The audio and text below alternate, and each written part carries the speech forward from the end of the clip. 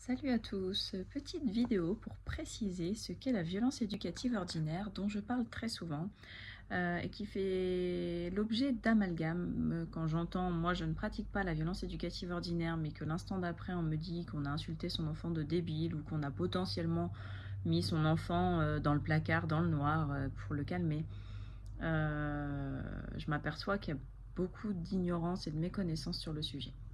Donc la violence éducative ordinaire, ça n'inclut pas les violences criminelles que le droit sait parfaitement reconnaître et condamner, mais les petites violences du quotidien qui fondent encore trop souvent les principes d'une bonne éducation. Donc on dit qu'elle est éducative parce qu'elle fait partie intégrante de l'éducation à la maison et en dehors. On dit qu'elle est ordinaire car elle est quotidienne, banalisée, normalisée, tolérée si ce n'est même encouragée. Et quant aux violences, elles incluent les violences physiques, donc ça va de la simple fessée au coup avec objet, en passant même par mettre la tête sous l'eau froide. Oui, dans notre pays, c'est encore une pratique courante.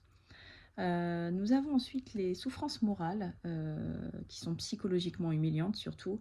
Donc ça va être forcément tout ce qui est insulte, les paroles humiliantes qui vont faire en sorte que l'enfant perde son estime de lui-même et la confiance en lui-même, et en le parent par la même occasion.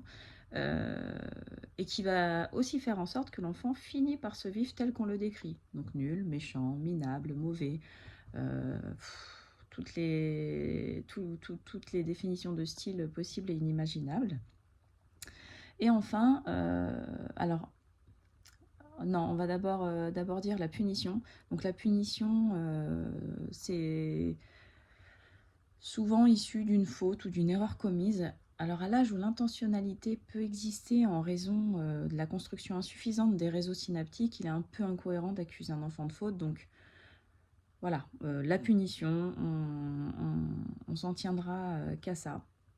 Et enfin, la menace et la peur.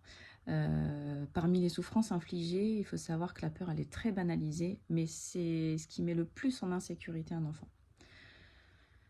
Voilà pour le petit topo sur la violence éducative ordinaire. Je referai une vidéo concernant l'éducation à hauteur d'enfant pour également préciser ce que c'est, quels sont ces concepts et comment les mettre en application. À plus tard, ciao!